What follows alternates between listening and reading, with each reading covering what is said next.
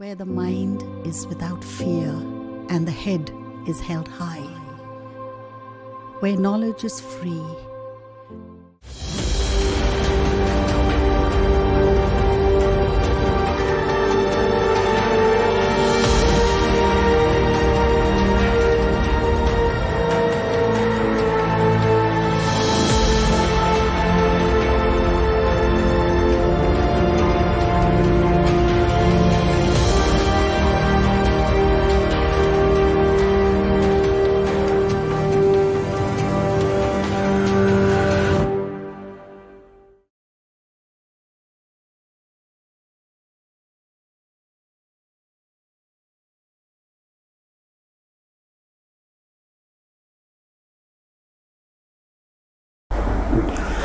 আশা করি তোমরা ভালো আছো সবাই। আমি অর্জুন কুমার দাস, মালদা মহিষমাটি ধীরেন্দ্রনাথ সাহা বিদ্যাভবনের জীবন বিজ্ঞানের শিক্ষক। আজকে তোমাদের যেটা পড়াবো সেটা হচ্ছে নার্ভাস সিস্টেম এবং চোখ। এর আগের ক্লাসে নার্ভাস সিস্টেমের কিছুটা হয়েছিল, আজকে চেষ্টা করছি বাকিটা কমপ্লিট করার জন্য। 1 ঘন্টার ক্লাস, 1 ঘন্টার মধ্যে চেষ্টা করছি কমপ্লিট করার জন্য। তো আমরা প্রথমে যেটা শুরু করব সেটা হচ্ছে ব্রেনের ফাংশন থেকে। এর আগের ক্লাসে আমরা ব্রেনের বিভিন্ন অংশগুলো আমরা দেখেছি, 2-1টা কাজ বলা হয়েছিল, ঠিক আছে। আজকে যেটা দেখব সেটা হচ্ছে অন্যান্য কাজগুলো দেখবো আমরা। তো আমরা দেখেছি এর আগে যে মস্তিষ্কের 3টা অংশ ছিল, ব্রেনের 3টা পার্ট ছিল, ঠিক আছে। অগ্র মস্তিষ্ক, মধ্য মস্তিষ্ক আর এটা ছিল পশ্চাৎ মস্তিষ্ক, যেটাকে হিন্ডব্রেন বলা হয়ে থাকে, ঠিক আছে, হ্যান্ডব্রেন বলা হয়ে থাকে। তো অগ্র মস্তিষ্কের মধ্যে বলেছিলাম যে সবথেকে ইম্পর্টেন্ট যে অংশটা যেটা রয়েছে সেটা ছিল গুরু মস্তিষ্ক, যেটাকে বলা হয় সেরিব্রাম, ঠিক আছে। মধ্য মস্তিষ্কের 2টো ভাগ বলা হয়েছিল। মধ্য মস্তিষ্কের 2টো অংশের মধ্যে একটা হচ্ছে টেকটাম, একটা হচ্ছে সেরিব্রাল পেডাঙ্কেল, ঠিক আছে। সেই টেকটাম এবং সেরিব্রাল পেডাঙ্কেল ওদের আবার ভাগ রয়েছে, ঠিক আছে। পশ্চাৎ মস্তিষ্ক, পশ্চাৎ মস্তিষ্কেরও 2টো অংশ দেখেছিলাম আমরা। কি দেখেছিলাম? একটা ছিল সুষুম্না শীর্ষক ছিল একটা অংশ, আর একটা অংশ যেটা ছিল সেটা ছিল পন্স আর লঘু মস্তিষ্ক, যেটাকে আমরা সেরিবেলাম বলি আমরা, ঠিক আছে। তো মধ্য মস্তিষ্কের অগ্র মস্তিষ্কের কাজগুলোর মধ্যে আমি বলেছিলাম কাজগুলো, আর তারপরে অগ্র মস্তিষ্কের মধ্যে আরেকটা অংশ যেটা রয়েছে যেটা হাইপোথ্যালামাস বলা হয়, সেটা সিলেবাসে রয়েছে। হাইপোথ্যালামাসের কাজটা বলছি। হাইপোথ্যালামাস অ্যাকচুয়ালি অগ্র মস্তিষ্কে যদি ভাগ করা যায় তাহলে এখানে 2টো অংশ পাবো আমরা, ঠিক আছে। একটা হচ্ছে আন্তর মস্তিষ্ক বলা হয়, একটা হচ্ছে প্রান্ত মস্তিষ্ক বলা হয়, টেলেনসেফালন অ্যান্ড ডায়েনসেফালন বলা হয়, ঠিক আছে। তো যেটা আন্তর মস্তিষ্ক যেটা রয়েছে সেই আন্তর মস্তিষ্কের মধ্যে যে অংশটা পড়ছে, যে হাইপোথ্যালামাস যদি দেখি আমরা, তাহলে হাইপোথ্যালামাসের মেইন কাজটা হচ্ছে আমাদের দেহের তাপমাত্রাকে নিয়ন্ত্রণ করে, ঠিক আছে। আমাদের দেহের তাপমাত্রা, টেম্পারেচার যেটা, সেই টেম্পারেচারকে নিয়ন্ত্রণ করে কে? হাইপোথ্যালামাস। এছাড়া হাইপোথ্যালামাসের আরও অনেকগুলো কাজ কিন্তু রয়েছে, ঠিক আছে। আমরা জানি যে হাইপোথ্যালামাস থেকে বিভিন্ন রকমের হরমোন সিক্রেশন যেমন হয়, আবার বিভিন্ন রকমের হরমোন তৈরি করার ফ্যাক্টরগুলো কিন্তু হাইপোথ্যালামাস থেকে তৈরি হয়। সেই জন্য হাইপোথ্যালামাসকে মাস্টার অফ মাস্টার গ্ল্যান্ড বলা হয়, ঠিক আছে। মানে পিটুইটারি গ্রন্থির কে কন্ট্রোল করে কিন্তু হাইপোথ্যালামাস, ঠিক আছে। হাইপোথ্যালামাস থেকে সরাসরি 2টো হরমোন ওখান থেকে উৎপন্ন হয়ে গিয়ে পশ্চাৎ পিটুইটারি, যেটা বলছি আমরা নিউরো হাইপোফাইসিস, সেই নিউরো হাইপোফাইসিস এসে জমা হয়, যেটা হচ্ছে এডিএইচ আর অক্সিটোসিন। তো এই এডিএইচের কাজ তোমাদের জানা আছে নিশ্চয়ই, তোমরা পড়েছো ক্লাস 9-এ। হ্যাঁ, এডিএইচ অ্যান্টি ডাইউরেটিক হরমোন, যেটা আমাদের যে মূত্রের যে পরিমাণটা, ঠিক আছে, ইউরিনের পরিমাণটাকে কন্ট্রোল করে, মানে অতিরিক্ত জলটাকে পুনঃশ্বসনে সাহায্য করে। সেটা হচ্ছে যে নেফ্রনের যেটা দূরবর্তী সংবর্তনালিকা, যেটাকে ডিটিসি বলা হয়, ডিস্টাল কনভলিউটেড টিবিউলস, সেখানে জলের পুনঃশ্বসনে সাহায্য করে থাকে, ঠিক আছে। হাইপোথ্যালামাসের সেই কাজগুলো রয়েছে। যাই হোক, মধ্য মস্তিষ্কের প্রধান যে কাজটা, সেটা যে কাজটা রয়েছে সেটা হচ্ছে যে দর্শনে সাহায্য করে, দেখতে সাহায্য করে মধ্য মস্তিষ্ক, এবং কিছু ঐচ্ছিক বিচলনটাও সাহায্য করে। পশ্চাৎ মস্তিষ্কের মধ্যে যে অংশগুলো রয়েছে তার মধ্যে একটা হচ্ছে সুষুম্না শীর্ষক, যেটা বলা হয়। এখানে লিখছি না আমি, কথাগুলো বলছি, লিখতে গেলে সময় লাগবে বেশি। সুষুম্না শীর্ষক। আরেকটা কি রয়েছে এখানে সেরিবেলাম, যেটাকে বলছি আমরা গুরু মস্তিষ্ক, ঠিক আছে। ভুল বললাম, লঘু মস্তিষ্ক, সেরিবেলাম। হ্যাঁ, আরেকটা রয়েছে পন্স বা যোজক রয়েছে। এই যে লঘু মস্তিষ্ক বা সেরিবেলাম যেটা বলছি, সেই সেরিবেলামের কাজটা কি? সেই সেরিবেলামের কাজটা হচ্ছে আমাদের দেহের ভারসাম্যকে নিয়ন্ত্রণ করা, ঠিক আছে। দেহের ব্যালেন্সকে নিয়ন্ত্রণ করছে সেরিবেলাম। সেই সেরিবেলামের যদি দেখি আমরা তা সেটা পশ্চাৎ মস্তিষ্কের অংশ। সেই পশ্চাৎ মস্তিষ্কের অংশের মধ্যে যদি আমি যদি একটুখানি দেখার যদি চেষ্টা যদি করি আমি, তাহলে ঠিক এটা যদি অগ্র মস্তিষ্কের এদিকে যদি থেকে থাকে, ঠিক আছে, মানে এইভাবে যদি থাকি আমি, তাহলে এইরকম জায়গাতে সেরিবেলামটা রয়েছে, ঠিক আছে, এইরকম জায়গাতে সেরিবেলামটা রয়েছে। সেরিবেলামের দুটো খণ্ড রয়েছে, মানে দুটো গলার্ধ রয়েছে। সেই গলার্ধ দুটো ভার্মিস নামক যোজক দ্বারা যুক্ত থাকে। কি বললাম? ভার্মিস, হ্যাঁ, ভার্মিস নামক যোজক দ্বারা যুক্ত থাকে লঘু মস্তিষ্কের গলার্ধ দুটো। ঠিক সেভাবে যদি অগ্র মস্তিষ্ক দেখি আমরা, অগ্র মস্তিষ্কের মধ্যে দুটো গলার্ধ রয়েছে, এর আগের দিন বলেছিলাম। সেই অগ্র মস্তিষ্ক যে স্নায়ু যোজক দ্বারা যুক্ত থাকে তাকে বলা হয় কর্পাস ক্যালোজাম, ঠিক আছে, কর্পাস ক্যালোজাম বলা হয়ে থাকে। তো এখানে যে পশ্চাৎ মস্তিষ্ক যেটা ছিল, সেই পশ্চাৎ মস্তিষ্কের মধ্যে যেটা সুষুম্না শীর্ষক যে অংশটা, সুষুম্না শীর্ষক যে অংশটা, তার কাজটা কি বলছে? সুষুম্না শীর্ষকের মধ্যে অনেক কটা সেন্টার রয়েছে, অনেক কটা সেন্টার। কিসের সেন্টার? কিছু কিছু কাজের, যেমন যদি বলি আমরা যে ঘর্ম নিঃসরণ, লালা নিঃসরণ, তারপর হচ্ছে শ্বাস কেন্দ্র, এই যে আমরা যে নিঃশ্বাস প্রশ্বাস নিচ্ছি যেটা, তার যে সেন্টার, এগুলো সবগুলো কে কন্ট্রোল করে? সুষুম্না শীর্ষক কিন্তু কন্ট্রোল করে, ঠিক আছে। আর পশ্চাৎ মস্তিষ্কের মধ্যে যেটাকে যোজক বলছি আমরা, স্নায়ু যোজক বা পঞ্চ যেটা বলছি, সেই পঞ্চের কাজটা কি? সেই পঞ্চের কাজটা হচ্ছে মধ্য মস্তিষ্ক আর সুষুম্না শীর্ষকের মধ্যে যোগাযোগ স্থাপন করা। অর্থাৎ এই জায়গাটা রয়েছে মধ্য মস্তিষ্ক, এটা পুরোটা অগ্র মস্তিষ্কের অংশ। এইরকম পজিশনে রয়েছে আমার কে? সেরিবেলাম, মানে যেটাকে আমরা লঘু মস্তিষ্ক বলি। এই রকম জায়গাতে রয়েছে কে? পঞ্চ বা স্নায়ু যোজক। আর এই রকম জায়গাতে কে রয়েছে? সুষুম্না শীর্ষক। সুষুম্না শীর্ষক কেন বলা হয় এটাকে? কারণ এর প্রত্যেকে সুষুম্না কাণ্ড শুরু হয়ে গেল। তো সুষুম্না কাণ্ডের মাথার উপরে ব্রেনের যে অংশটা রয়েছে তাকে বলা হচ্ছে সুষুম্না শীর্ষক। এই সুষুম্না শীর্ষকের মধ্যে কয়েকটা কাজের সেন্টার রয়েছে, যে কাজগুলো বললাম। এই যে পঞ্চকে বলা হয় যোজক। এ কী করে? সুষুম্না শীর্ষক আর মধ্য মস্তিষ্কের মধ্যে সংযোগ স্থাপন করে, যোগাযোগ স্থাপন করে রাখে, ঠিক আছে। আর অগ্র মস্তিষ্কের মধ্যে আরেকটা অংশ যেটা ছিল আন্তর্মস্তিষ্ক, সেই আন্তর্মস্তিষ্কের মধ্যে একটা পার্ট রয়েছে থ্যালামাস বলা হয়। থ্যালামাসকে রিলে স্টেশন বলা হয়। রিলে স্টেশন হিসাবে কাজ করে। কেন? কারণ যে কোনো ইনফরমেশান যখন অগ্র মস্তিষ্কে ঢুকে তখন থ্যালামাস দিয়ে যায়, সেই জন্য থ্যালামাসটাকে মস্তিষ্কের দ্বার বা দরজা বলা হয়ে থাকে, ঠিক আছে। আরেকটা যেখানে জিনিস রয়েছে যেটা হচ্ছে ব্রেন স্টেম।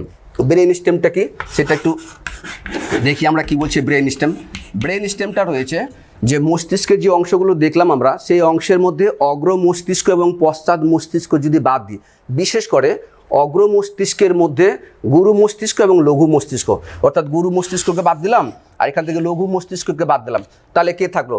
গুরু মস্তিষ্ক বাদে অগ্র মস্তিষ্কের বাকি অংশগুলো, প্লাস মধ্য মস্তিষ্কের অংশ রয়েছে, প্লাস পঞ্চ রয়েছে, প্লাস সুষুম্না শীর্ষক রয়েছে। এই সবগুলোকে একসাথে বলা হয় ব্রেন স্টেম বলা হয়ে থাকে, ঠিক আছে। এবার দেখব আমরা যে ব্রেনের বা সেন্ট্রাল নার্ভাস সিস্টেমের যে আবরণীটা যেটা রয়েছে তাকে কি বলা হয়। তো এটা যদি ব্রেন অংশ যদি হয়ে থাকে, এটা যদি সুষুম্না কাণ্ড যদি হয়ে থাকে, তাহলে তার উপরে একটা আবরণী রয়েছে, ঠিক আছে, তার উপরে একটা কি রয়েছে? আবরণী রয়েছে। সেই আবরণীটাকে কি বলা হয়? সেই আবরণীটাকে বলা হয় মেনিনজেস, ঠিক আছে, মেনিনজেস। তো মেনিনজেস শুধুমাত্র যে কি বলা হয়, এটাকে বলা হয় মেনিনজেস বলা হয়। মেনিনজেস যে শুধুমাত্র মস্তিষ্কে থাকে তা নয় কিন্তু, ঠিক আছে, সুষুম্না কাণ্ডের উপরে মেনিনজেসটা থাকে। এটা হচ্ছে মেনিনজেসের 3টা লেয়ার রয়েছে অ্যাকচুয়ালি। এটা ত্রিস্তরীয় আবরণী, ঠিক আছে। সেই ত্রিস্তরীয় আবরণী যদি আমরা ভেতর দিক থেকে বাইরের দিকে যদি দেখি, আমরা ভেতর দিক থেকে বাইরের দিকে যদি আবরণীটাকে দেখার চেষ্টা করি, অর্থাৎ এখান থেকে এইটুকু পার্টকে যদি দেখি আমি, ঠিক আছে, তাহলে এটা হচ্ছে মেনিনজেস, ঠিক আছে। মেনিনজেসের 3টা পার্ট রয়েছে, 3টা লেয়ার রয়েছে। এটা একটা লেয়ার, এটা একটা লেয়ার, এটা একটা লেয়ার, অর্থাৎ এটা হচ্ছে বাইরের লেয়ার। আমি বাইরের দিক থেকে যদি ভিতরে ঢুকি তাহলে প্রথমে ফার্স্ট লেয়ার, সেকেন্ড লেয়ার এবং থার্ড লেয়ার, 3টা লেয়ার রয়েছে। এই 3টা লেয়ারকে সংক্ষেপে ডিএপি বলে। ডিএপি বলে মানে মিস এটা কোথাও বইয়ে লেখা নেই যে ডিএপি বলা হয়, আমি জাস্ট মনে রাখার জন্য বলছি ডিএপি, ঠিক আছে। পুরো নামটা কি? ডি থেকে হচ্ছে ডুরামেটার, এ থেকে হচ্ছে অ্যারাকনয়েড ম্যাটার, পি থেকে হচ্ছে পেয়া ম্যাটার। কি বললাম? ডুরামেটার, অ্যারাকনয়েড ম্যাটার, পেয়া ম্যাটার, বই লেখা রয়েছে। এটা সংক্ষেপে মনে রাখার জন্য ডিএপি মানে সব থেকে বাইরে ডুরামেটার, ডি সব থেকে প্রথমে রয়েছে, এ মাঝে মানে অ্যারাকনয়েড ম্যাটার, পি হচ্ছে সব থেকে ভেতরেরটা মানে পেয়া ম্যাটার। মানে এই দিক থেকে যদি আমি ঢুকি তাহলে প্রথমে ডুরামেটারকে টাচ করব, ডুরামেটারকে ক্রস করার পরে তারপর আমি অ্যারাকনয়েড ম্যাটারে যাব, ওটাকে ক্রস করলে আমি পিয়ামিটারে যাব, ঠিক আছে। তো এই হচ্ছে তিনখানা আবরণ। মেনিনজেস থেকে এক রকমের কিন্তু ফ্লুইড সিক্রেশন হয়, ঠিক আছে, যেটাকে বলছি আমরা সিএসএফ, সেরিব্রো স্পাইনাল ফ্লুইড। আমরা জানি যে ব্রেনের মধ্যে ভেন্ট্রিকল রয়েছে, ঠিক আছে। ব্রেন যদি দেখি আমরা ভিতরে, তাহলে ব্রেনের মধ্যে এভাবে চারখানা কিন্তু ভেন্ট্রিকল রয়েছে, চারখানা এভাবে ভেন্ট্রিকল রয়েছে, ঠিক আছে, ভেন্ট্রিকল রয়েছে। আর সেই ভেন্ট্রিকল মানে কি, মানে গহ্বর আর কি। সেই গহ্বরটা কন্টিনিউ হয়েছে কোথায়, সুষুম্না কাণ্ডের মধ্যেও, ঠিক আছে। সুষুম্না কাণ্ডের এই গহ্বরটাকে বলা হয় নিউরোসিল। কি বলা হয়, সুষুম্না কাণ্ডের এই গহ্বরটাকে বলা হয় নিউরোসিল বলা হয়, নিউরোসিল। সুষুম্না কাণ্ডের গহ্বরটাকে নিউরোসিল বলা হয়। মস্তিষ্কের মধ্যে যে চারখানা গহ্বর রয়েছে, 1 2 3 4, ঠিক আছে, চারখানা গহ্বর রয়েছে। সেই চারটা গহ্বর একে অপরের সঙ্গে কিন্তু আবার কানেক্টেড রয়েছে। 1 নম্বর আর 2 নম্বর গহ্বরটা যার সাহায্যে কানেক্টেড রয়েছে, এই নালীটাকে বলা হয় ফোরামেন অফ মনেরো বলা হয় এটাকে, ঠিক আছে। 3 নম্বর এবং 4 নম্বরের গহ্বরের মধ্যে যে কানেকশনটা রয়েছে তাকে ইকুইডাক্ট অফ সিলভিয়াস বলা হয়। আর 4 নম্বর গহ্বরটা যখন সুষুম্না কাণ্ডের সঙ্গে যখন যুক্ত হচ্ছে যে ছিদ্র দ্বারা বা যে পথে, তাকে বলা হচ্ছে ফোরামেন অফ ম্যাগনাম, ঠিক আছে। এবার এই যেটাকে বলছি আমরা গহ্বর, সেই গহ্বরের মধ্যে কিন্তু কি রয়েছে, ফাঁকা জায়গা নয় এটা অ্যাকচুয়ালি, এর মধ্যে এক রকমের তরল পদার্থ রয়েছে যার নামটা হচ্ছে সিএসএফ, সেরিব্রো স্পাইনাল ফ্লুইড। সেই সেরিব্রো স্পাইনাল ফ্লুইড ব্রেনের মধ্যেও রয়েছে আর সুষুম্না কাণ্ডের মধ্যেও রয়েছে। তো এই সিএসএফের উৎপত্তি কোথা থেকে, বলছে মেনিনজেস থেকে সিএসএফের উৎপত্তি হয়। মেনিনজেসের যেটা 3টা লেয়ার যেটা বললাম, এই যে সাব অ্যারাকনয়েড স্পেস থেকে সিএসএফের উৎপত্তি হয়, ঠিক আছে। আরেকটা রয়েছে ব্রেনের মধ্যে যেটা করয়েড প্লেক্সাস রয়েছে, ঠিক আছে। ওটা ডিটেলসে পরে থেকে তোমরা বুঝতে পারবে, যদি হায়ার ক্লাসের বই যদি তোমরা দেখো তাহলে সেখানে বুঝতে পারবে। করয়েড প্লেক্সাস নামক জায়গা রয়েছে, সেখান থেকে সিএসএফ কিন্তু তৈরি হয়, ঠিক আছে। সিএসএফের কাজটা কি রয়েছে, সিএসএফ কি করে, সিএসএফ করে কি, যে এই যে গুরু মস্তিষ্ক বা মধ্য মস্তিষ্ক বা পশ্চাৎ মস্তিষ্ক যাই থাকে না কেন, এদের ঘর্ষণ থেকে রক্ষা করে। সিএসএফ এই অংশগুলোকে ঘর্ষণ থেকে রক্ষা করে, প্লাস পুষ্টি প্রদান করে ব্রেনের মধ্যে, ঠিক আছে। সিএসএফের মধ্যে যে বিভিন্ন উপাদানগুলো রয়েছে দেখবো আমরা, গ্লুকোজ রয়েছে, এখানে ফ্রুক্টোজ রয়েছে, অ্যামাইনো অ্যাসিড রয়েছে, বিভিন্ন রকমের সল্ট রয়েছে, এরা সেই কাজটা করে থাকে, ঠিক আছে। এবার যেটা বলছিলাম এখানে, যে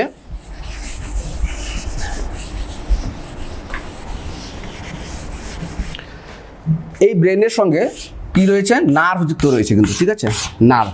আবার স্পাইনাল কর্ডের সঙ্গেও নার্ভ যুক্ত রয়েছে। ব্রেনের সঙ্গে এবং স্পাইনাল কর্ডের সঙ্গে যে নার্ভগুলো যুক্ত রয়েছে, এর আগের দিন বলেছিলাম, তাকে বলা হয় পেরিফেরাল নার্ভাস সিস্টেম বা প্রান্তীয় স্নায়ুতন্ত্র, ঠিক আছে। এই প্রান্তীয় স্নায়ুতন্ত্র 2 রকমের ছিল, সেটা এর আগে ক্লাসে বলেছি। সেটা কি রয়েছে, একটা হচ্ছে সোমাটিক নার্ভাস সিস্টেম, দেহজ, আর একটা ছিল কি ছিল এটা অটোনমিক নার্ভাস সিস্টেম, মানে স্বয়ংক্রিয় স্নায়ুতন্ত্র। সেই অটোমেটিক নার্ভাস সিস্টেম আবার 2 রকমের হয়, সিম্প্যাথেটিক এবং প্যারাসিম্প্যাথেটিক। সেটা একটুখানি আসছি পরে। তার আগে জেনে নিই আমরা যে নার্ভ জিনিসটা কী ছিল। নার্ভ কি রয়েছে, নার্ভ আর নার্ভ সেল দুটো আলাদা জিনিস কিন্তু। নার্ভ সেল মানে নিউরন, আর নার্ভটা কি, স্নায়ু। কি দিয়ে তৈরি, বলছে এই যে নিউরনের যে তো অ্যাকশানগুলো যেগুলো ছিল, অ্যাকশান, ঠিক আছে, অ্যাকশান, ঠিক আছে। এই অ্যাকশানগুলোকে কী বলা হয়, আবার নার্ভ ফাইবার বলা হয় বা স্নায়ু তন্তু বলা হয়ে থাকে। তো এইভাবে অসংখ্য নার্ভ ফাইবার দিয়ে কিন্তু কি তৈরি হয়, নার্ভ তৈরি হয়, ঠিক আছে। আমরা যদি নার্ভের যদি আবরণীগুলো যদি দেখি আমরা কীভাবে তৈরি হয়, তাহলে স্নায়ুর সবথেকে উপরের আবরণটা কী ছিল, সবথেকে উপরের আবরণটাকে কী ছিল, নিউরোলেমা। মানে স্নায়ুর বলতে মানে স্নায়ু কোষের নিউরনের অ্যাকশনের সবথেকে উপরের আবরণটাকে কী ছিল, নিউরোলেমা, ঠিক আছে। এবার যখন নার্ভ যখন তৈরি করবে তখন কি হয়, নিউরোলেমার উপরে একটা আবরণী থাকে, তাকে বলছি আমরা এন্ডোনিউরিয়াম। এইভাবে কয়েকটা এন্ডোনিউরিয়াম যুক্ত নার্ভ ফাইবার একটা বাঞ্চ গঠন করলে তাকে আবার একটা আবরণী তৈরি করে, তাকে বলা হয় পেরিনিউরিয়াম, ঠিক আছে, পেরিনিউরিয়াম। এবারে পেরিনিউরিয়ামের বাঞ্চ নিয়ে যখন বান্ডেল তৈরি হবে, তখন তাকে বলছি আমরা, সেই কাভারটাকে বলছি আমরা এন্ডোনিউরিয়াম। সেইভাবে কিন্তু নার্ভটা তৈরি হয়। মানে বলতে চাইছি আমি, এটা যদি অ্যাকশন যদি হয় থাকে, তাহলে এর উপরে যে কাভারটা যেটা রয়েছে তাকে কি বললাম, এন্ডোনিউরিয়াম। তাহলে এভাবে এর উপরে এন্ডোনিউরিয়াম, এখানেও এন্ডোনিউরিয়াম, ঠিক আছে। এবার এই 3খানা নার্ভ ফাইবার মিলে এর উপরে একটা কাভার থাকবে, তাকে বলছি আমি পেরিনিউরিয়াম। তাহলে এইভাবে কি এটা পেরিনিউরিয়ামে কাভার দিয়ে তৈরি রয়েছে, তাহলে এন্ডোনিউরিয়ামটা ভিতরে ঢুকে গেল, তার উপরে পেরিনিউরিয়াম তৈরি হলো। এবার এইভাবে তিনখানা বা চারখানা বাঞ্চ নিয়ে আবার এর উপরে একটা কাভার তৈরি হবে, তাকে বলছি আমরা এপিনিউরিয়াম। ঠিক আছে, বোঝা গেল? এভাবে কি তৈরি হলো? নার্ভ তৈরি হলো, স্নায়ু তৈরি হলো। আর এক একটাকে কি বলবো আমি? Nerve fibre. এক একটাকে বলবো আমি নার্ভ ফাইবার, যেটাকে আমরা অ্যাকশন বলছিলাম, সেই নার্ভ ফাইবার এক একটা। বোঝা গেল কথাটাকে? তো এইভাবে যে নার্ভগুলো তৈরি হয়, সেই নার্ভগুলো কিন্তু 3 রকমের নার্ভ হয়। ঠিক আছে, 3 রকমের নার্ভগুলো হয়। কি কি? একটা হচ্ছে অন্তর্বাহী, একটা হচ্ছে বহির্বাহী। ঠিক আছে, বহির্বাহী, অন্তর্বাহী, একটা বহির্বাহী, আর একটা হচ্ছে মিশ্র নার্ভ বলা হয় এটাকে। ঠিক আছে, মিশ্র নার্ভ বলা হয়। অন্তর্বাহী কোনটা? বলছে যে নার্ভগুলো উদ্দীপনাকে গ্রাহক স্থান থেকে সেন্ট্রাল নার্ভাস সিস্টেমে নিয়ে আসে, অন্তর্বাহী, বা এটাকে এফারেন্ট বলা হয়। ঠিক আছে, এফারেন্ট বলা হয়। বহির্বাহী কোনটা?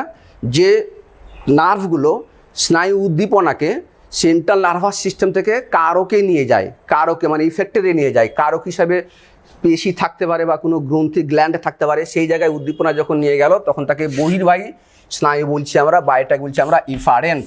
ঠিক আছে, ইফারেন্ট বলছি আমরা। আর একটা কী রয়েছে? মিক্সড রয়েছে। মিক্সড মানে মিশ্রটা কী করবে?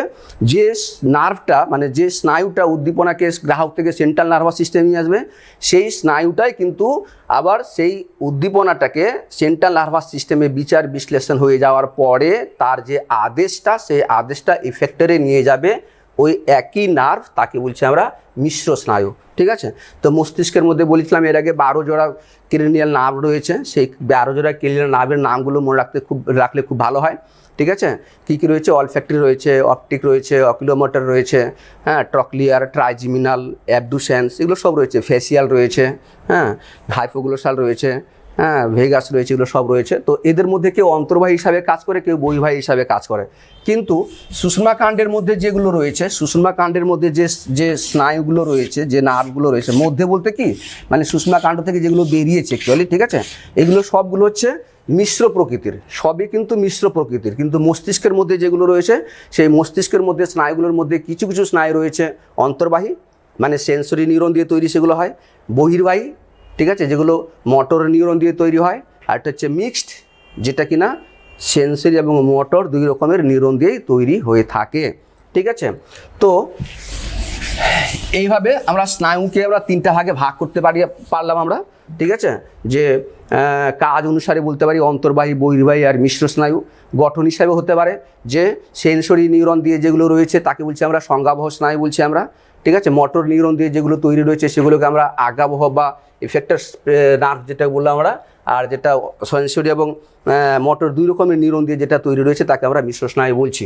ঠিক আছে, এবার যে স্নায়ুগুলো রয়েছে, স্নায়ুর মধ্যে কি হয়, কখনো কখনো স্নায়ু গ্রন্থি তৈরি হয়। স্নায়ু গ্রন্থিটা কী জিনিস? আমরা যদি নিউরনের গঠন যদি দেখি আমরা, তা কী দেখেছিলাম যে নিউরনের মধ্যে এরকম একটা কী রয়েছে, সেল বডি রয়েছে। ঠিক আছে, যেটাকে কোষ দেহ বলছি আমরা। তো এইভাবে অসংখ্য নিউরন দিয়ে না স্নায়ুটা তৈরি হচ্ছে। অসংখ্য নিউরন দিয়েই নিউরনের যে নার্ভ ফাইবারগুলো সেগুলো দিয়ে স্নায়ু তৈরি হচ্ছে। এবার এই নিউরনের প্রত্যেকটা নিউরনের কি রয়েছে? এদিকে কোষ দেহটা রয়েছে, তাই না? কোষ দেহটা রয়েছে।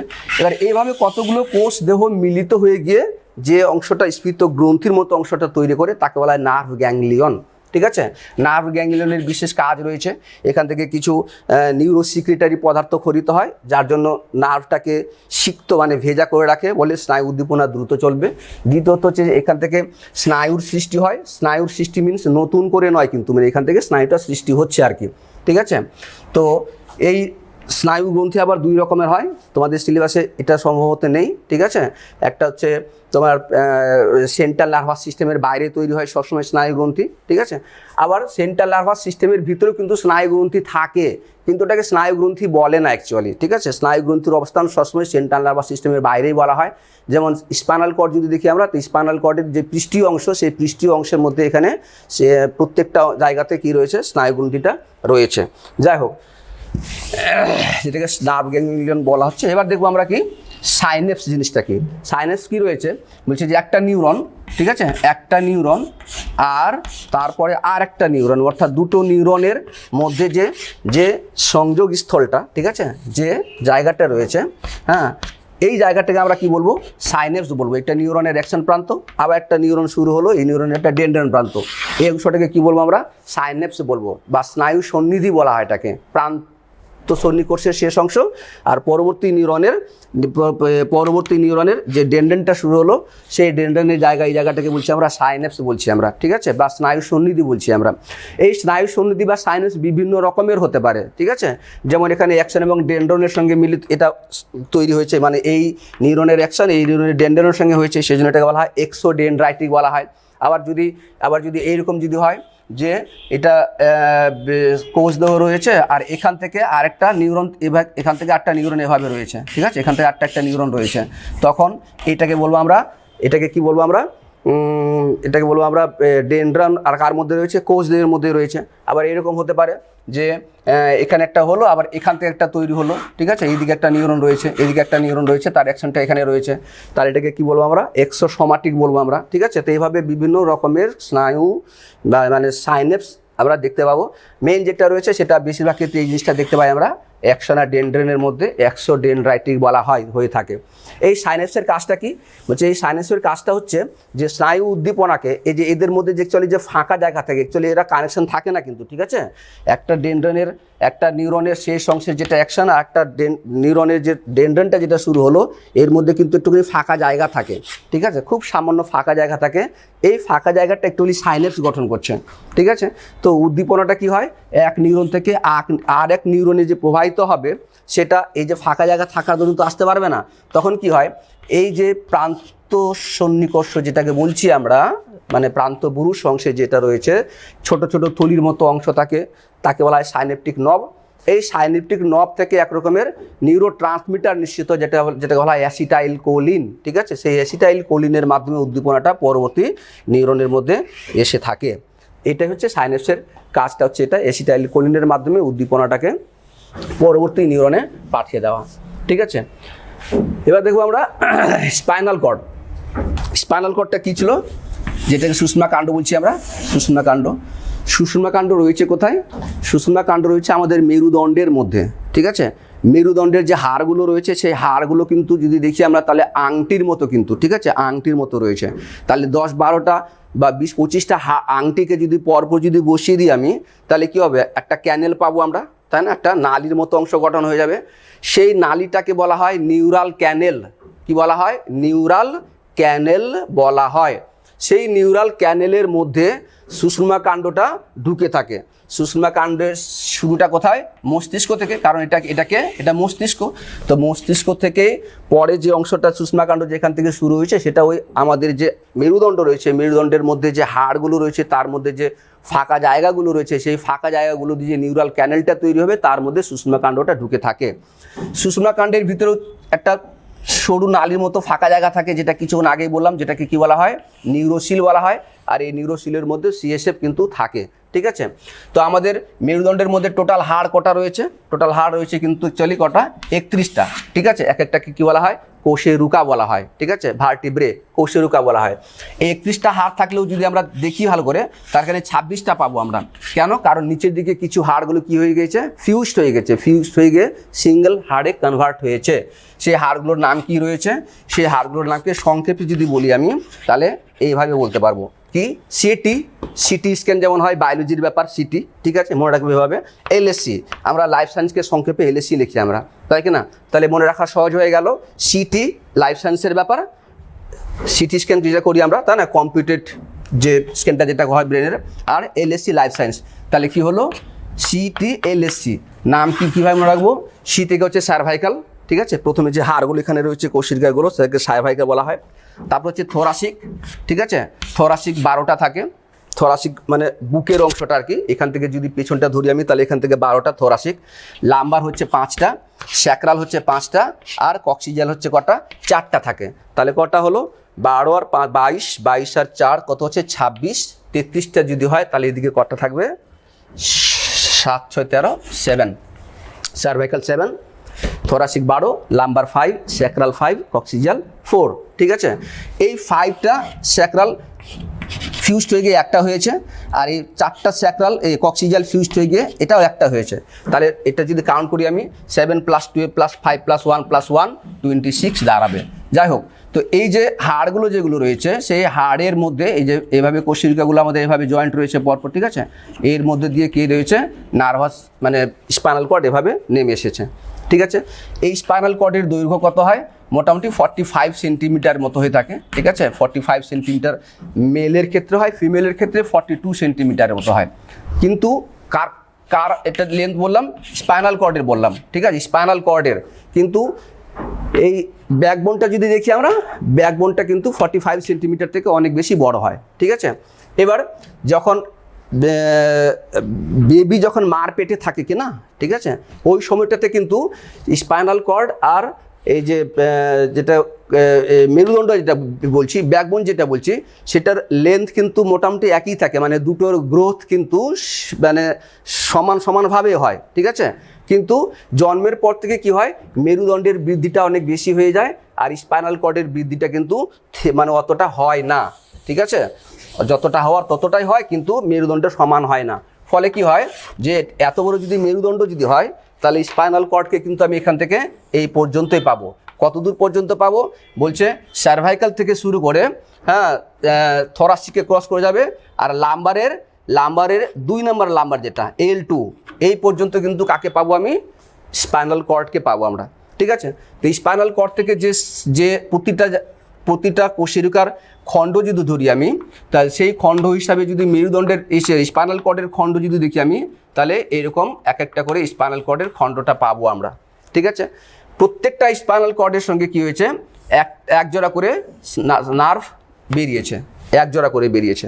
তাহলে টোটাল নার্ভ কত হবে, তাহলে 31 পেয়ার হবে, 31 জোড়া হবে। সবগুলোই স্নায়ু কিন্তু মিশ্র প্রকৃতির হয়ে থাকে, ঠিক আছে। এবার শেষের দিকে যখন আসবো আমরা এখানে, মানে মেরুদণ্ডের ভিতর দিয়ে শেষের দিকে যখন লাম্বার 2 পর্যন্ত যখন আসবো, তখন এখানে কি দেখবো আমি, যে স্পাইনাল কর্ডটা এভাবে কিন্তু এখানে সমাপ্তি ঘটেছে, এই বৃদ্ধি এই পর্যন্ত। শেষের অংশটা দেখা যাবে কেমন, ইসের মতো, কোন শেপ, ঠিক আছে, কোন শেপ। সেই জন্য এই জায়গাটাকে কি বলা হয়, কনাস মেডুলারিস বলা হয়, ঠিক আছে। কনাস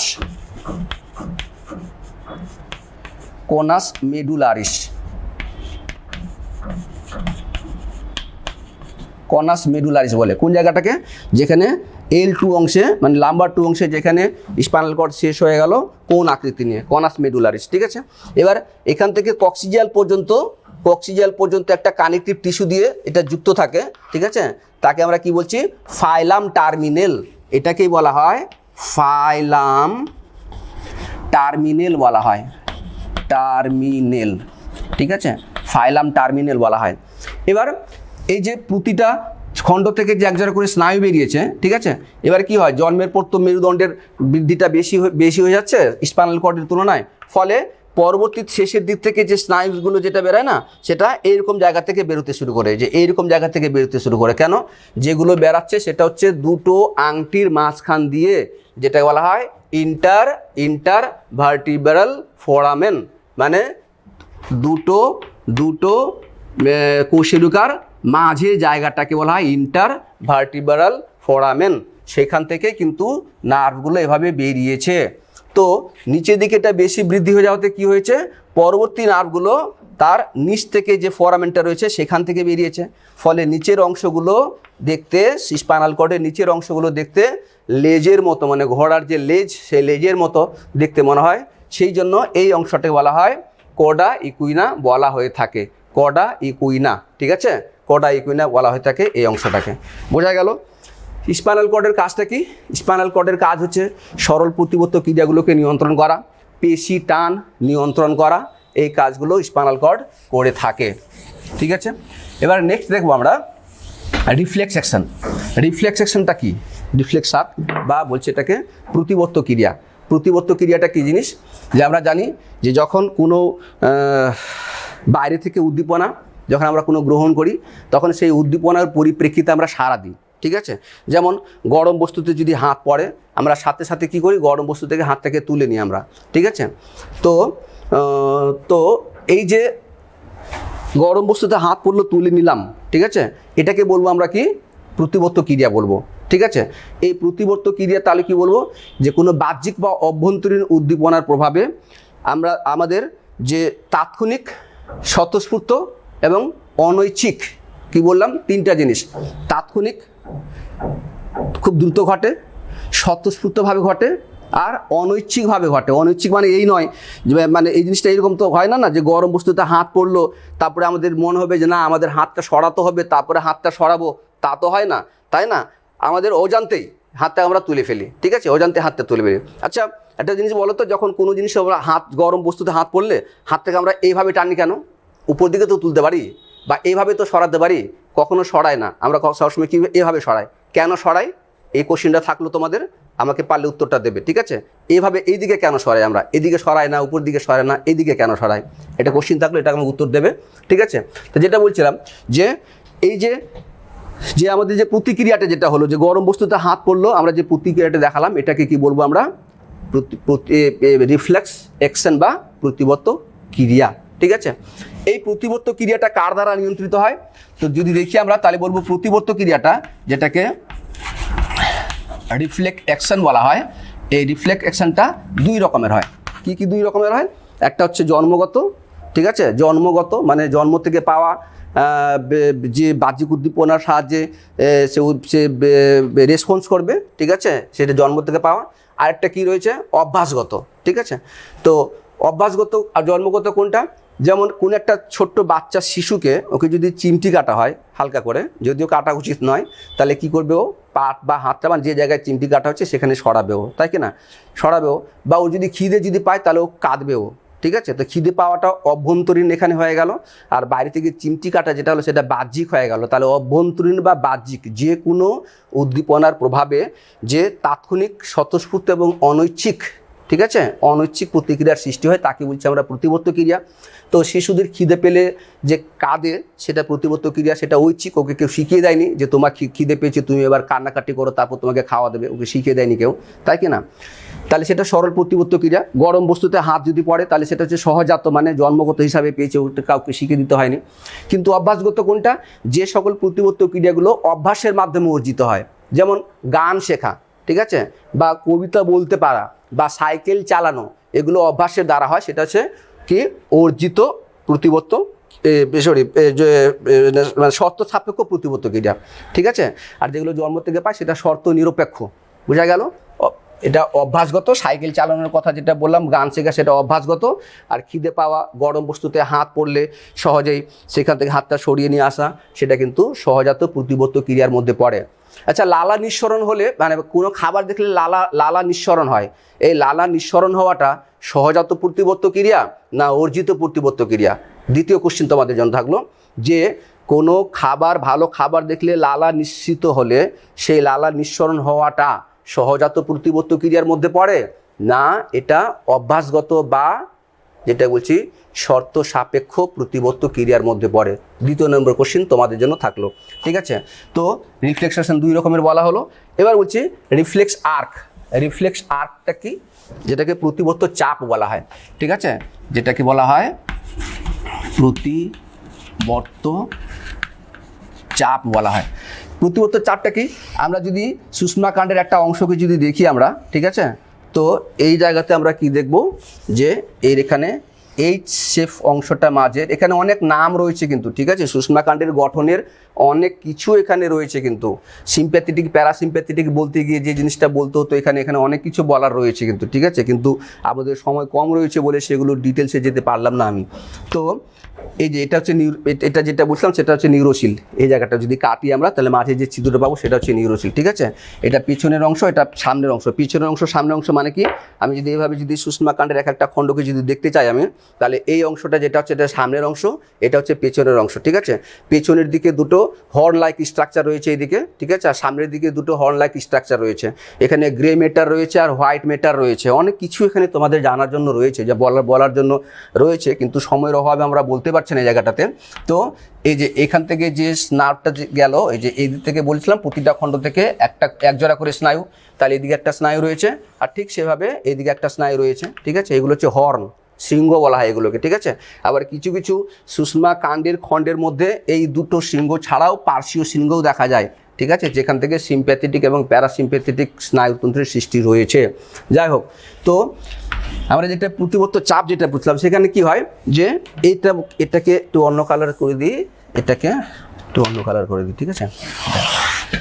তাহলে এই যে অংশটা, ঠিক আছে, সুষমা কাণ্ডের একটা অংশ যদি বলি আমি, তাহলে এগুলো হচ্ছে হর্ন, ঠিক আছে। এটা একটা হর্ন, একটা হর্ন মানে পার্শ্বীয় শৃঙ্গ যেটা বলা হয়। তাহলে এই জায়গাটাকে যদি দেখি আমি এভাবে এটাকে নিলাম, এটা তাহলে এটা হলো অগ্রশৃঙ্গ, এটা পশ্চাৎ শৃঙ্গ, মানে আমার এখান থেকে যদি একটা সুষমা কাণ্ডের পার্টকে যদি বের করে সামনে যদি রাখি আমি, তাহলে এটা হচ্ছে অগ্র দিকে অংশ, এটা হচ্ছে পেছনের দিকে অংশ। তাহলে অগ্র অংশ হচ্ছে এই অংশটা, আর পেছনের দিকে অংশটা হচ্ছে এই অংশটা, ঠিক আছে।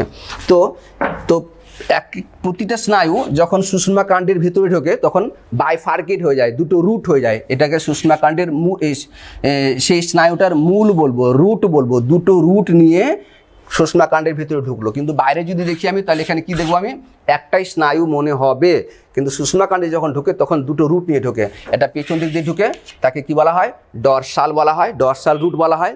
আর সামনের দিক থেকে যেটা বলা হয় তাকে বলা হয় ভেন্ট্রাল রুট, মানে এটা অঙ্কীয় অংশ, এটা হচ্ছে পৃষ্ঠীয় অংশ, ঠিক আছে। তো প্রত্যেকটা সুষমা কাণ্ডে যে সুষমা স্নায়ু রয়েছে, এই পৃষ্ঠীয় অংশটা যেটা পৃষ্ঠীয় যে অংশটা, সেই পৃষ্ঠীয় অংশটা হচ্ছে কি, সেন্সরি নিউরন দিয়ে তৈরি। আর অঙ্কীয় অংশে যেটা বেরিয়েছে সেটা কি দিয়ে তৈরি, সেটা হচ্ছে মোটর নিউরন দিয়ে তৈরি। কিন্তু আমি যদি সুষমা কাণ্ডের বাইরে যদি এই জায়গায় দেখি, তাহলে মনে হবে একটাই নার্ভ রয়েছে, তাহলে একটা নার্ভের দুটো রুট, দুটো রাস্তা, ভিতরে দুটো রাস্তা এখানে আছে, বাইরে দেখতে পাচ্ছি না, কিন্তু যখন সুষমা কাণ্ডে ঢুকে তখন দুটো রাস্তা নিয়ে ঢোকে, ঠিক আছে। তো যখন কোনো উদ্দীপনা যখন গৃহীত হয়, তখন পশ্চাৎ অংশ দিয়ে সেন্সরি নিউরন দিয়ে যেটা তৈরি রয়েছে, পশ্চাৎ অংশটা সুষমা কাণ্ডের, সেই নার্ভ দিয়ে, মানে এফারেন্ট নার্ভ দিয়ে এখানে এসে ঢুকলো। কিন্তু এটাকে এফারেন্ট বলছি না আমি, কারণ এটা মিশ্র স্নায়ু, কারণ এই নার্ভ দিয়ে কিন্তু আবার ফিরে যাবে। এই অংশটা আমি দেখতে পাবো না, এইটুকু অংশটা দেখতে পাবো, এখান থেকে এইটুকু অংশটা দেখতে পাবো আমরা, ঠিক আছে।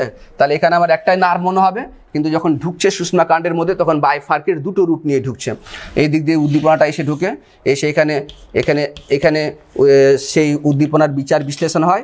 তারপরে সেই বিচার বিশ্লেষণের উদ্দীপনাটা এবার এই মোটর নিউরন দিয়ে কোথায় যাবে, কারকে, ইফেক্টর বা কারক যেটা বলছি সেখানে যাবে, বুঝতে পারলে। তাহলে এই যে পুরো যে রাস্তাটা, এই রাস্তাটাকে বলছি আমি কি, প্রতিবর্ত চাপ, ঠিক আছে। সেই প্রতিবর্ত চাপের মধ্যে তাহলে কি পড়লো এখানে আমার কে, রিসেপ্টর, গ্রাহক।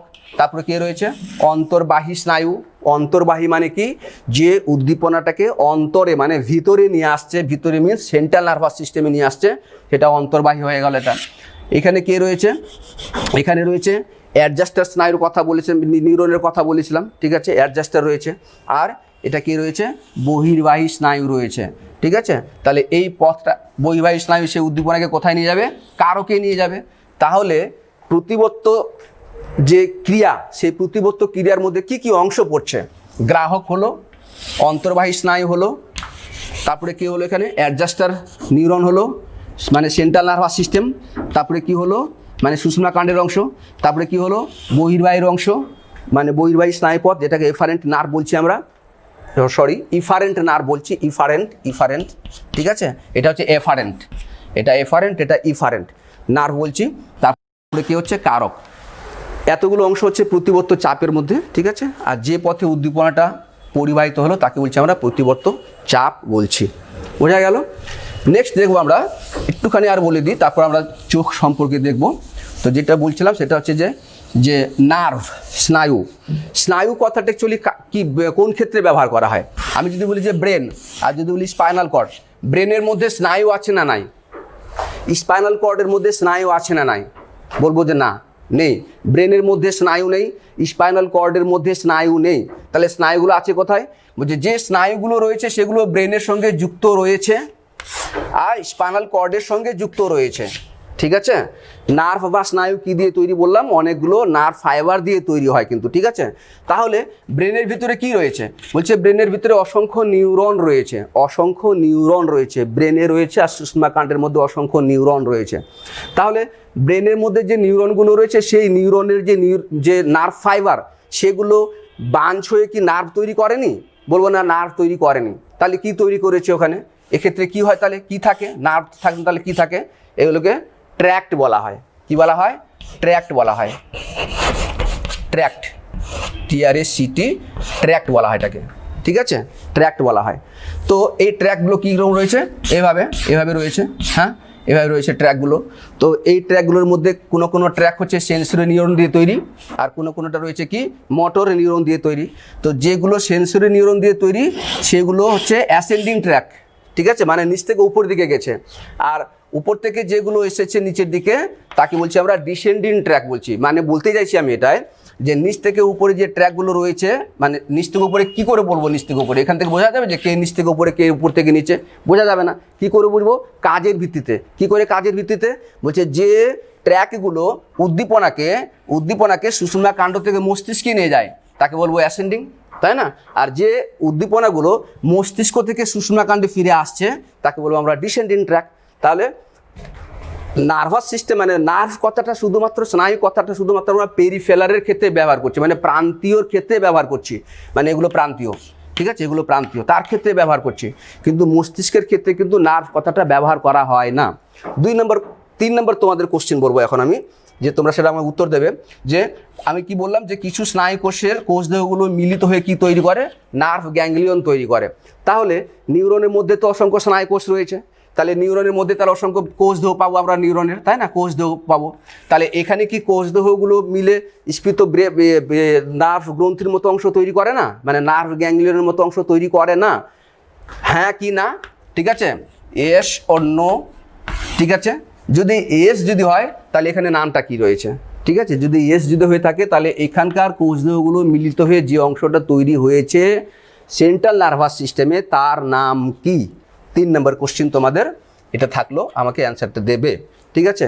এবার নেক্সট ঢুকে যাচ্ছি আমি চোখের, বেশি সময় নেই আর আমাদের, ঠিক আছে, আমি চোখের মধ্যে ঢুকে পড়ছি। এবার আমাদের যে চোখ যেটা রয়েছে, যেটাকে দর্শন ইন্দ্রিয় বলি আমরা, ঠিক আছে, সেই চোখটার আমাদের রয়েছে কোথায়, অক্ষিকটরের মধ্যে।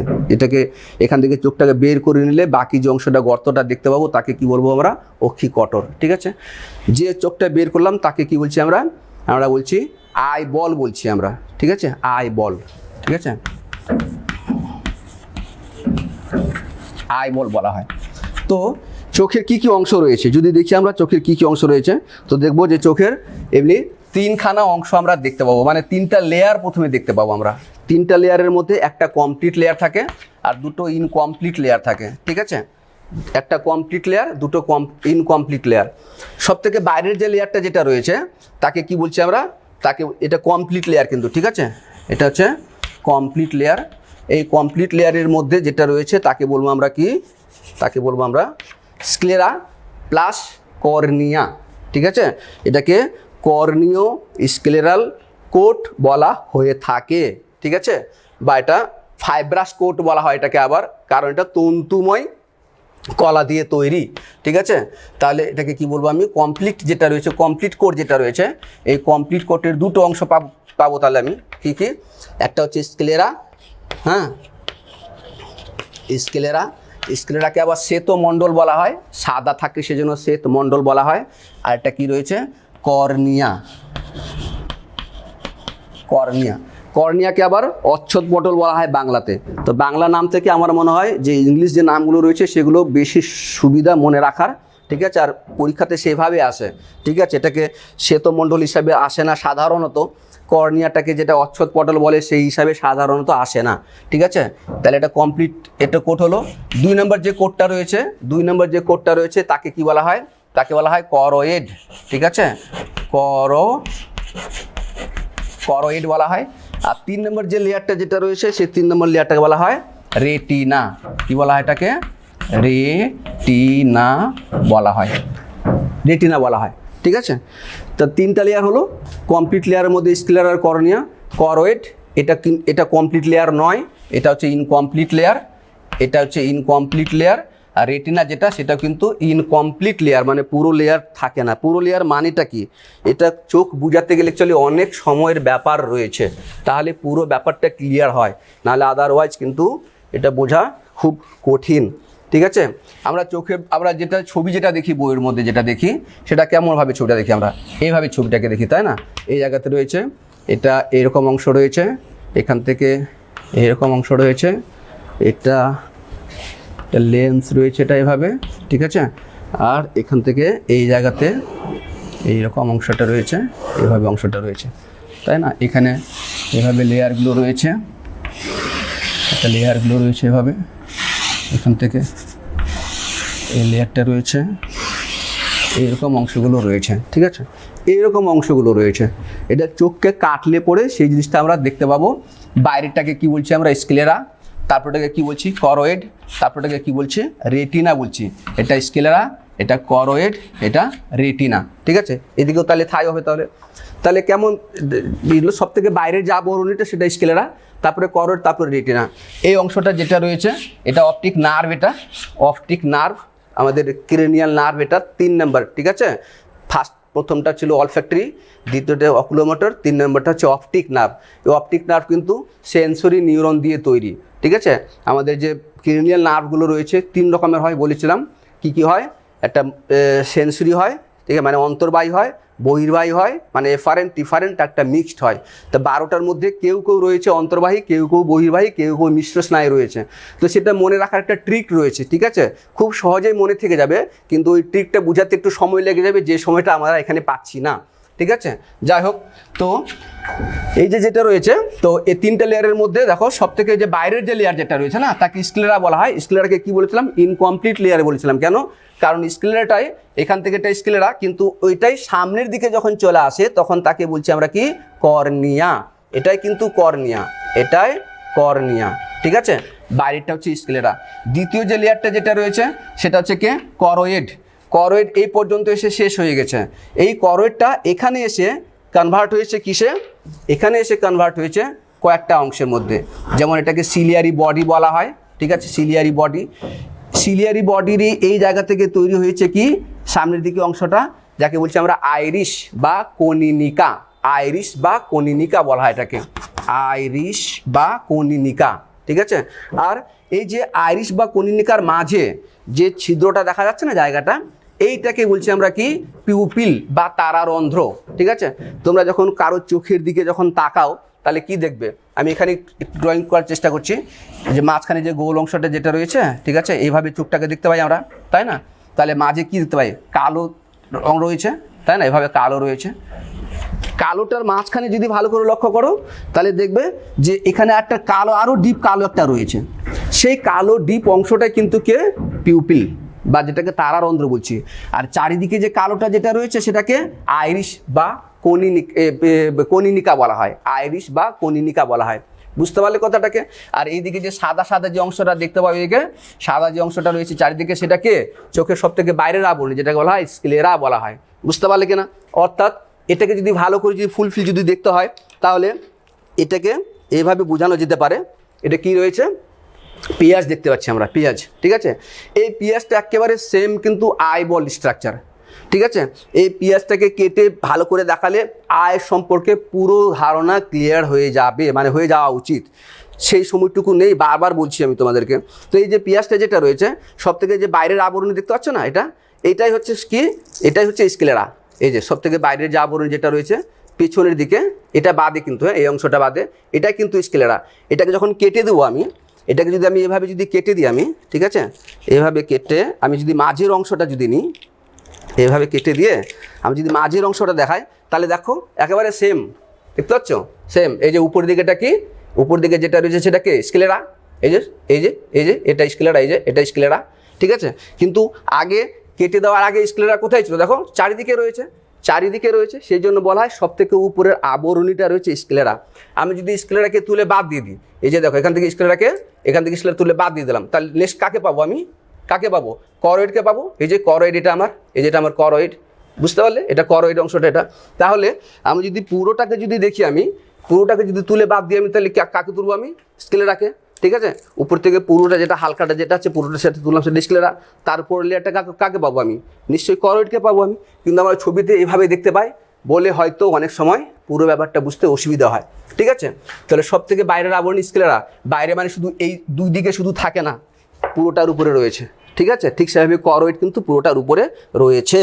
বেশ, তো স্ক্লেরার পেছনটুকু হলো স্ক্লেরা, আর সামনেরটুকু অংশটা, এই যে এইটুকু যে অংশটা রয়েছে এখানে কে রয়েছে? এইটুকু অংশতে রয়েছে এখানে কে? কর্নিয়া। ঠিক আছে, এই যে যেটা বলেছি কর্নিয়া, বোঝা গেল কথাটাকে? কর্নিয়া। কর্নিয়া তাহলে সব থেকে উপরের অংশটা, এটা সব থেকে বাইরের আবরণী পার্ট, কিন্তু এই বাইরের আবরণী পার্টের দুটো অংশ হয়ে গেল। পেছনের দিকে যেটা হলো সেটা স্ক্লেরা, সামনের দিকে যেটা হলো সেটা হচ্ছে কে? কর্নিয়া। অর্থাৎ পুরোটার পার্ট যদি দেখি আমি, তাহলে 6 ভাগের মধ্যে 5 ভাগ পেছনে স্ক্লেরা, আর 6 ভাগের মধ্যে 1 ভাগ সামনে কর্নিয়া। এই স্ক্লেরাটা কিন্তু কি থাকে বলো তো? অপেক, মানে আলো তার ভিতর দিয়ে যেতে পারে না। ঠিক আছে, অস্বচ্ছ। কিন্তু কর্নিয়াটা স্বচ্ছ। কর্নিয়াকে কারো চোখের সামনে তাকালে কর্নিয়াকে আমরা দেখতে পাবো না। কেন দেখতে পাবো না? কারণ এটা এতটাই স্বচ্ছ যে ঠিক তার পেছনে কি রয়েছে? আইরিস রয়েছে। আইরিসের কালারটা কি?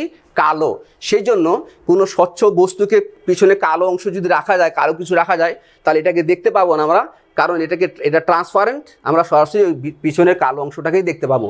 সেই জন্য এটা সাধারণত দেখা যায় না। এর উপরে একটা আবরণী থাকে, তাকে কনজাংটিভা বলা হয়। ঠিক আছে, বোঝা গেল? এবার এর পেছনে কে রয়েছে? লেন্স রয়েছে, লেন্স। ঠিক আছে, লেন্স কিন্তু আলো যখন প্রবেশ করে এই দিক দিয়ে, তখন এই দিক দিয়ে আলোটা এই তারারন্ধ্র দিয়ে লেন্সের উপরে পড়ে, লেন্স থেকে পেছনে গিয়ে রেটিনার উপরে পড়ে। বোঝা গেল কথাটাকে? 2 নম্বর যে লেয়ার বলেছিলাম সেটাকে করয়েড। ঠিক আছে, করয়েড কিন্তু হাইলি কি রক্তজালকপূর্ণ। ঠিক আছে, এটাকে ভাস্কুলার কোট কিন্তু বলা হয় থাকে। ভাস্কুলার মানে বুঝতে পারছো নিশ্চয়ই, যে দিক দিয়ে রক্তবাহগুলো প্রবাহিত হচ্ছে। ঠিক আছে, এটা ভাস্কুলার কোট। এই করয়েডটাই পেছনের দিকে হচ্ছে 6 ভাগের 5 ভাগ করয়েড। সেই করয়েডটা সামনের দিকে এসে দুটো পার্টে ভাগ হয়েছে। কি কি? নাম্বার 1 সিলিয়ারি বডি, নাম্বার 2 হচ্ছে আইরিস। এই সিলিয়ারি বডির মধ্যে রয়েছে সিলিয়ারি পেশি। ঠিক আছে, সিলিয়ারি বডিতে কি রয়েছে? সিলিয়ারি পেশি রয়েছে। আর সেখান থেকেই কি হয়েছে যে কিছু তন্তুর মতো অংশ বেরিয়ে গিয়ে কাকে ধরে রেখেছে? এই লেন্সটাকে ধরে রেখেছে। ঠিক আছে, এই তন্তুর মতো অংশটাকে কি বলা হয়? সাসপেন্সরি লিগামেন্ট বলা হয়, বা এটাকে বলা হয় জুনেলে অফ জিন। আদার্স নাম হচ্ছে জুনেলে অফ জিন। সামনের দিকে যে চেম্বারটা দেখতে পাচ্ছ, এই চেম্বারটাকে বলা হয় একুয়াস চেম্বার, এবং এখানে এক রকমের তরল পদার্থ থাকে, জলীয় তরল পদার্থ, তাকে বলা হচ্ছে কি? Aqueous humour. এই ইকুয়াস হিউমরের তৈরি কিন্তু সিলিয়ারি পেশির যে প্রসেসরগুলো রয়েছে, সিলিয়ারি পেশির প্রসেসর থেকে, ঠিক আছে, তৈরি হয় এখানে। এবার পেছন দিকে যে বড় যে চেম্বারটা যেটা দেখা যাচ্ছে, এই পেছন দিকে বড় চেম্বার মানে কোনটা? এই যে পেছনে পুরো কর্নিয়া থাকলো, এটা ভুল বললাম, রেটিনা থাকলো, আর সামনের দিকে যে লেন্সটা রয়েছে এই জায়গাটা একটা পাতলা আবরণ দিয়ে কিন্তু ঘেরা থাকে। ঠিক আছে, এটাকে হায়ালয়েড বলা হয়, হায়ালয়েড বলা হয়। এই হায়ালয়েডের মধ্যে পুরো একটা জেলির মতো তরল পদার্থ থাকে, তাকে বলা হয় ভিট্রিয়াস হিউমর বলা হয়। ঠিক আছে, ভিট্রিয়াস হিউমর বলা হয় তরল পদার্থ। এটা একুয়াস হিউমর, এটা ভিট্রিয়াস হিউমর। ঠিক আছে, ভিট্রিয়াস হিউমের কাজটা কি? ভিট্রিয়াস হিউমের কাজ হচ্ছে চোখের মধ্যে অভ্যন্তরীণ চাপ নিয়ন্ত্রণ করা প্লাস নিউট্রিশন প্রোভাইড করা। ঠিক আছে, কাকে নিউট্রিশন দেয়? লেন্সকে নিউট্রিশন দেবে। হ্যাঁ, তারপরে এখানে ইকুয়াস হিউমর যেটা রয়েছে সেই ইকুয়াস হিউমর ও লেন্সকে নিউট্রিশন দেবে। পেছনের দিকে যে অংশটা যেটা থাকলো সেটা রেটিনা। এই রেটিনাটা কি দিয়ে তৈরি? বলছে এটা স্নায়ুময় আবরণী কলা, আবরণী কলা স্নায়ু দিয়ে তৈরি এটা। ঠিক আছে, এই রেটিনাতে যে স্নায়ুগুলো থাকে সেই স্নায়ুগুলো কিন্তু বাইপোলার। ঠিক আছে, দ্বিমেরু। আমি বলেছিলাম স্নায়ুর গঠন পড়তে গিয়ে এখানে বলেছিলাম, এবং সেখানে অবস্থানটা উল্লেখ করেছিলাম এর আগের ক্লাসে। ঠিক আছে, দ্বিমেরু, বাইপোলার।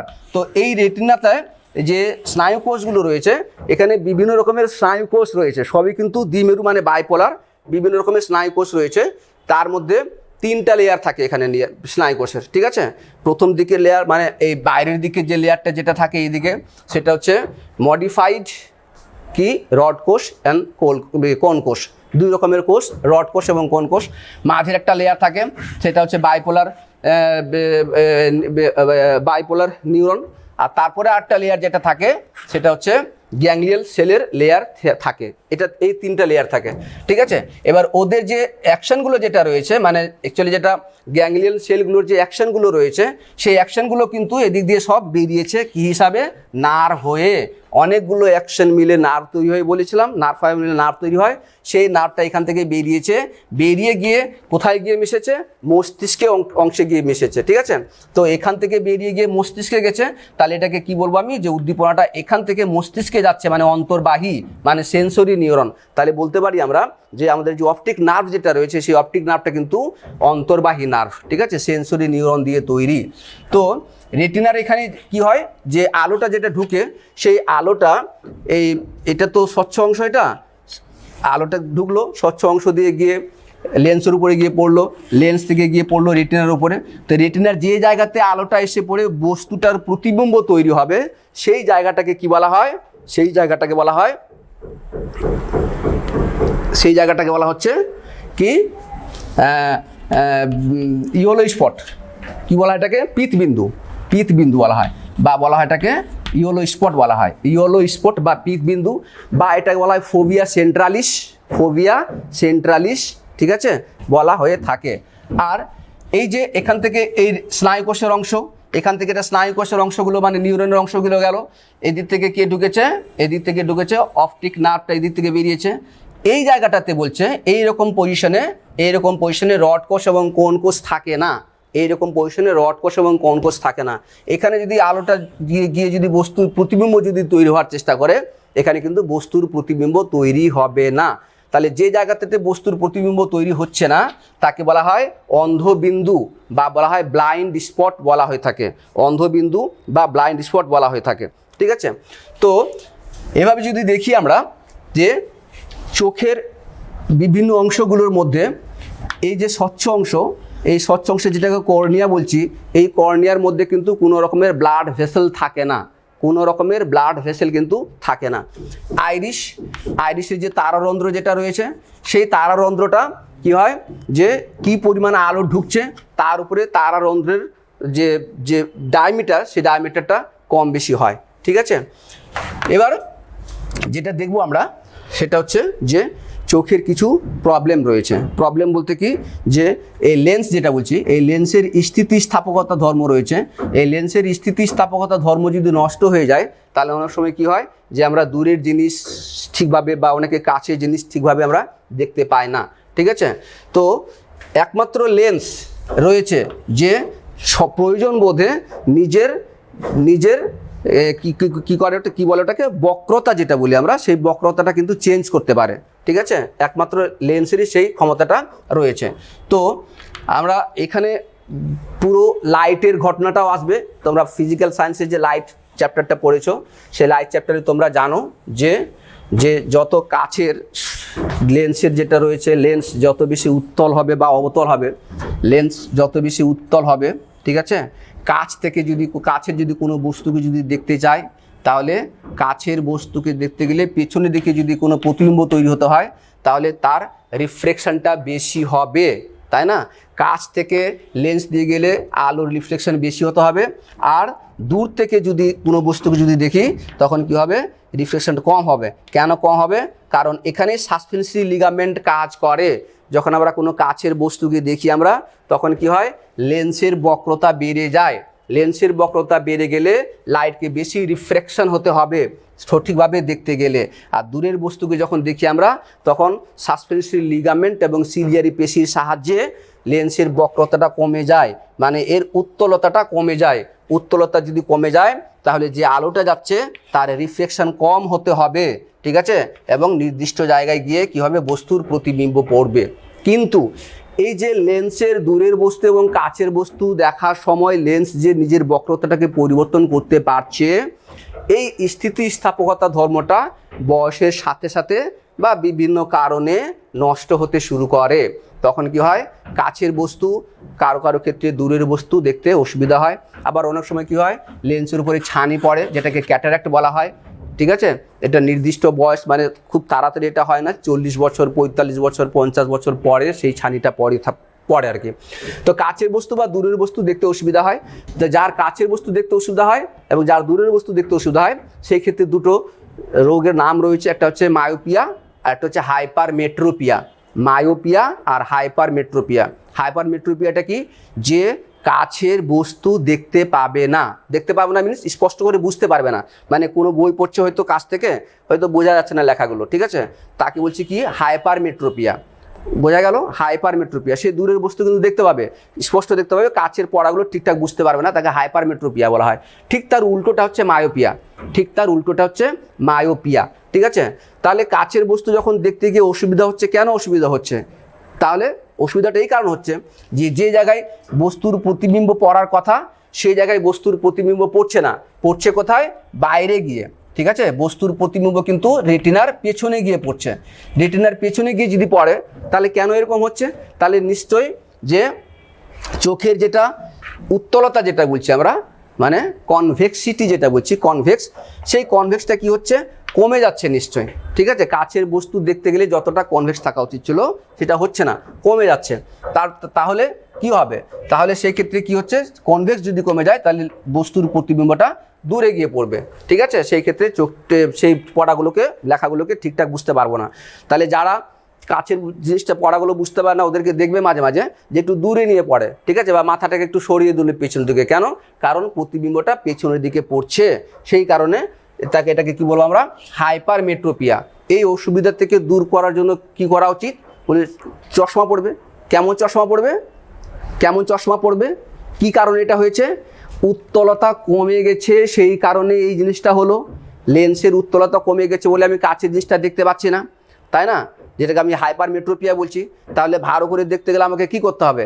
লেন্সের উত্তলতাকে বাড়াতে হবে, অর্থাৎ এমন চশমা পরবো যাতে আমার ওই চশমার গ্লাসের মধ্যে লেন্সটা উত্তল প্রকৃতির হয়। ঠিক আছে, তাহলে হাইপারমেট্রোপিয়ার ক্ষেত্রে যে চশমাটা ব্যবহার করা হবে সেটা উত্তল লেন্সের চশমা ব্যবহার করা হবে। ঠিক মায়োপিয়ার ক্ষেত্রে কি হয়? মায়োপিয়ার ক্ষেত্রে কাছের বস্তু দেখতে পায় কিন্তু দূরের বস্তু দেখতে অসুবিধা হয়। ঠিক আছে, ওটাকে বলা হয় কি? মায়োপিয়াকে বলা হয় দূরবদ্ধ দৃষ্টি, যেহেতু দূরের বস্তুগুলোকে ঠিকঠাক দেখতে পাচ্ছে, কাছের বস্তুকে দেখতে পাচ্ছে না, সেই জন্য দূরবদ্ধ দৃষ্টি মায়োপিয়া। আর হাইপারমেট্রোপিয়ার ক্ষেত্রে কি বললাম? কাছের বস্তুকে ঠিকঠাক দেখতে পাচ্ছে না, দূরের বস্তুকে ঠিকঠাক দেখতে পাচ্ছে। ঠিক আছে, দূরের বস্তুকে ঠিকঠাক দেখতে পাচ্ছে হাইপারমেট্রোপিয়া, দূরের বস্তুকে ঠিকঠাক দেখতে পাচ্ছে না মায়োপিয়া। ঠিক আছে, তাহলে কাছের বস্তুকে দেখতে পাচ্ছে ও, সেটা হচ্ছে নিকটবদ্ধ দৃষ্টি। আর যার হাইপারমেট্রোপিয়া রয়েছে সে কাছের বস্তু দেখতে পাচ্ছে না কিন্তু দূরের বস্তু দেখতে পাচ্ছে, তাকে বলছি আমরা দূরবদ্ধ দৃষ্টি। ঠিক আছে, তো সেই ক্ষেত্রে যারা কাছের বস্তু দূরের বস্তু দেখতে পাচ্ছে না, তার মানে কি হয়েছে? ওদের ক্ষেত্রে লেন্সের উত্তলতাটা বেড়ে গেছে।